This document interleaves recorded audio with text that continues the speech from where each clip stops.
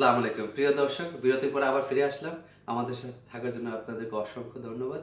আমরা চলে যাচ্ছি ডক্টর ইমরানের কাছে। Doctor Imran, please. Thank you very much barrister সাহেব। যেটা আলাপ করছি আসলে ওই ইনফাকের একটা বিষয় হচ্ছে জাকাত। যেহেতু আমি এগুলো ব্রডার পিকচার নিয়ে আলাপ করছি, এই জন্য ডিটেইলে যাচ্ছি না প্রত্যেকটা পয়েন্টে। এগুলো ওই যে জাকাতেরই কিভাবে কি দিতে হবে এগুলো কিছু আরও ডিটেল আলাপ আমরা দারিদ্র দূরীকরণ এপিসোডের মধ্যে আমরা আলাপ করবো ইনশাল্লাহ। তো জাকাতের খাতগুলো তো বললাম। এখন যেটা বলতে চাচ্ছি হলো যে দ্বিতীয় যে ইনফাকের সাইডটা, সেটা হলো যে আপনি ছাড়া আপনার পরিবারের লোকদের প্রতি ব্যয় করা। এটা বলা যেতে পারে দৈনন্দিন ব্যয় কি হতে পারে। তো আপনি জামা কিনবেন, জামা কয়টা কিনবেন? হ্যাঁ, আপনি গাড়ি কিনবেন, গাড়ি কয়টা কিনবেন? প্রয়োজনীয় না অপ্রয়োজনীয় কীরকম কিনবেন, তাই না? এই যে বাড়ি একটা কিনলেন, এখন আরও একটা বাড়ি কিনবেন কিনা, পাশের লোকে দেখা যাইতেছে আরেকটা নিয়েছে, তো আমি আরেকটা কিনি, নারী সম্মান থাকে না। তো এই ধরনের যে বিষয়গুলো, হ্যাঁ। তারপরে মনে করেন যে আপনি ছেলের জন্য জুতা কিনবেন, এখন ব্র্যান্ডের জুতা কিনবেন, হ্যাঁ, নাকি না মোটামুটি একটা জুতা কিনবে, ডিসেন্ট জুতা কিনবেন, যেটা অনেক সময় ইংলিশ টার্মসে বা এখানে ওয়েস্টে বলা হয় ওয়ান্ট আর নিড। একটা হলো নিড আর একটা হলো ওয়ান্ট। নিডটা আপনার এসেনশিয়াল, যেটা আপনার দরকার, আর ওয়ানটা হলো আপনার খামখেয়ালি, মানে আপনি ব্যয়বহুলতা, বিলাসিতা। এখানেই তো তফাৎটা। জি জি জি। এখন এখানে আসেন, ভেরি ইন্টারেস্টিং ইয়ে বললেন আপনি। দেখেন, আপনি যদি পুঁজিবাদী অর্থনৈতিক ব্যবস্থার কথা চিন্তা করেন বা প্রচলিত অর্থনীতির আন্ডারস্ট্যান্ডিং থেকে, আমার কাছে টাকা আছে, আমি জেট বিমান কিনে ফেলবো, যা মন চায় খামখেয়ালি ফেলে। আমি একটা বিরাট ইয়ট কিনে ফেলবো $1 বিলিয়ন দিয়ে, যেহেতু আমার কাছে টাকা আছে, আমার কাছে যেহেতু টাকা আছে।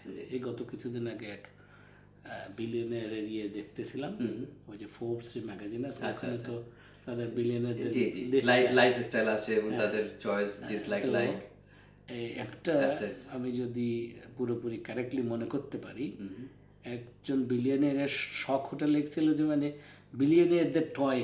আচ্ছা আচ্ছা, বিলিয়নিয়ার্স টয়। জি জি। একজন বিলিয়নিয়ারের টয় হচ্ছে একটা ইয়ট।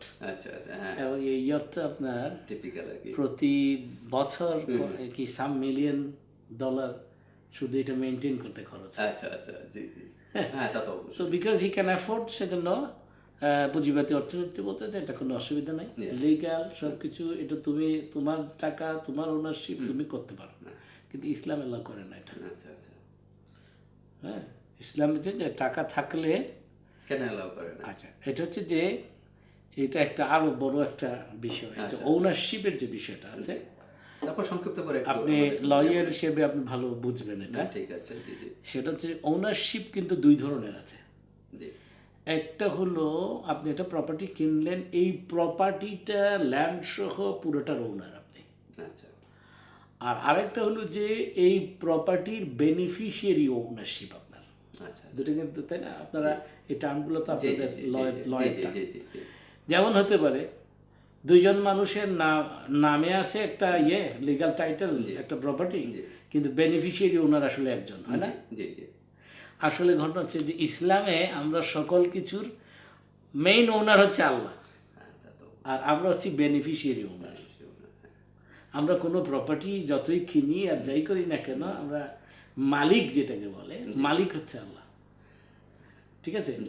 তো আর আমরা হচ্ছি, এই প্রপার্টিটা আমার জীবদ্দশায় যতদিন আমি আমার টাইটেলের নাম আছে, হ্যাঁ, এটা হচ্ছে আল্লাহর পক্ষ থেকে আমি কাস্টোডিয়ান, ট্রাস্টি।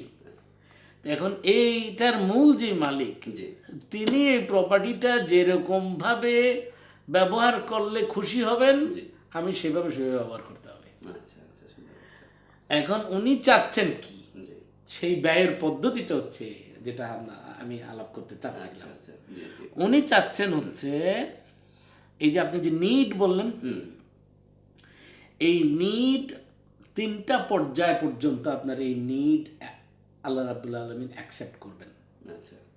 এর বাইরে চলে গেলে আপনি বললেন ওয়ান্ট।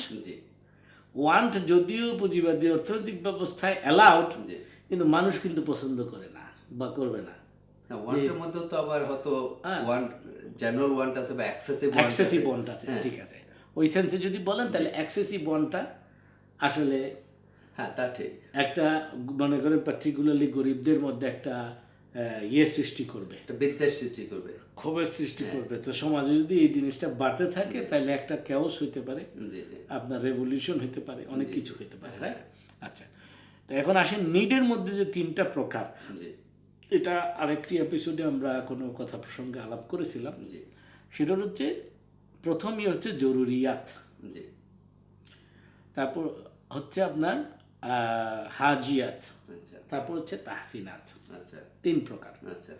জরুরিয়াত হচ্ছে যে এটা একান্ত না হইলেই নয়, হ্যাঁ, শব্দটা থেকেই বুঝছেন জরুরি, যেটা না হলে আপনার সতর ঢাকবে না, ঠিক আছে না। হাজিয়াত হচ্ছে সাধারণ, এটা প্রয়োজনীয় পর্যায়, যেটা না হইলে আপনার ওই যে এর আগে যেটা এক্সাম্পল একবার দিয়েছিলাম, যে আপনি যদি হাঁটুর নিচ পর্যন্ত জামা না মানে প্যান্ট না পরতে পারেন তাহলে আপনার সতর ঢাকছে না। কিন্তু আপনি 3/4 প্যান্ট পরে তো সব জায়গায় যেতে পারবেন না। তা আপনার একটা ফুল প্যান্ট হইলে এটা হলো আপনার ডিসেন্ট, এটা হলো হাজিয়াত। তাহসিনাত যে 3 নম্বর পর্যায়টা হচ্ছে তাহসিনাত, হচ্ছে আপনাকে এটাকে আরেকটু খুশির পর্যায়ে নিয়ে যাওয়া, একটু বিউটিফিকেশন পর্যায়ে নিয়ে যাওয়া, ঠিক আছে না। হ্যাঁ, যে মানে কি আপনার এটাকে কি বলে, সাজসজ্জা আর একটু সুন্দর গহনা পরানো, একটু গহনা পরলেন কিন্তু এক্সেসিভ নয়। ওই জায়গাটায় এসে আপনি এক জায়গায় থামতে হবে।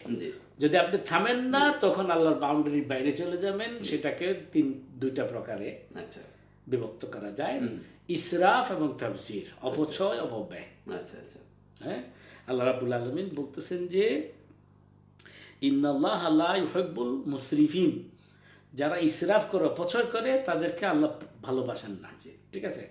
আবার অন্য জায়গায় আল্লাহ বলতেছেন যে আল্লাযিনা ইযা আনফাকু লাম ইউসরিফু ওয়া লাম ইয়াকতুরু ওয়া কানা বাইনা যালিকা কাওয়ামা, যে তারা কি করে, যে মোমেনরা বা মুসলমানরা যেটা করে হলো যে তারা যখন খরচ করে তারা অপচয়ও করে না, মানে একদম সব খরচ করে ফেলে এটা না, আবার তারা কৃপণতাও করে না, তারা এটার মাঝখানে থাকে, ঠিক আছে না। এটা হলো মোমেনদের বর্ণনা। আচ্ছা, এখন আপনি যদি তাফসীরের পর্যায়ে চলে যান, অতিরিক্ত ব্যয়, ওই যে ইয়ট যে মালিকের কথা বললাম, যে প্রতি বছর আপনার এটার দাম কত, এটা তো গেলামই না, শুধু এটার মেনটেনেন্সের জন্য আপনার যদি প্রতি বছর $1 মিলিয়ন খরচ হয়, যেখানে কিনা পৃথিবীতে মানে 30% 40% অফ দি পপুলেশন আপনার পভার্টি লাইনের নিচে আছে, যেখানে মানুষ না খেয়ে মারা যাইতেছে, কত দুর্যোগ ইসের মধ্যে আছে, এই অবস্থায় আপনি এই লাক্সারি করা আল্লাহ অ্যালাউ করবে না। কিন্তু এখন যদি একজন বলতে পারে যে আমি তো এটা উপার্জন করেছি, আমিও কষ্ট করে হোক বা আমার মেধা দিয়ে হোক, কৌশল দিয়ে হোক, আমি এটা উপার্জন করেছি, তাহলে আমার সেই অর্থটা আমি কেন এনজয় করতে পারবো না?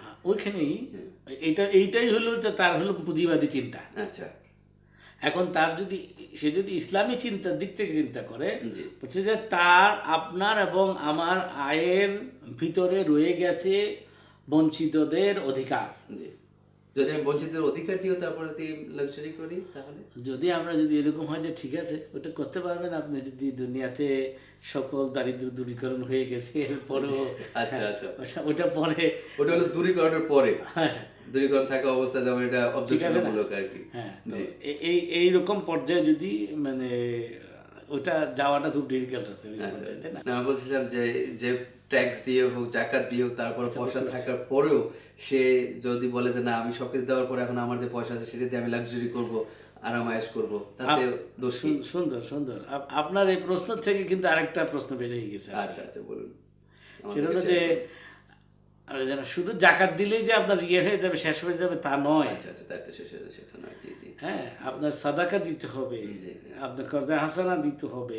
হ্যাঁ, এই মানে সমাজের মানুষ যখন না খেয়ে থাকবে তাদেরকে আপনি সহযোগিতা করতে হবে। হ্যাঁ, থ্যাংক ইউ ডক্টর ইমরান। আজকের জন্য আমাদের সময় এখানে শেষ হয়ে গেল। আগামী পর্বতে আবার আসার জন্য আপনার মূল্যবান সময় দেওয়ার জন্য আপনাকে অনুরোধ রইল, এবং আশা করি আগামী পর্বে আপনার সাথে আবার দেখা হবে এবং বিস্তারিত আলাপ আলোচনা হবে। ধন্যবাদ। প্রিয় দর্শক, আজকের জন্য এখানেই সময় শেষ। আগামী পর্ব দেখার জন্য আপনাদেরকে আমন্ত্রণ রইল। আশা করি আমাদের অনুষ্ঠান দেখবেন।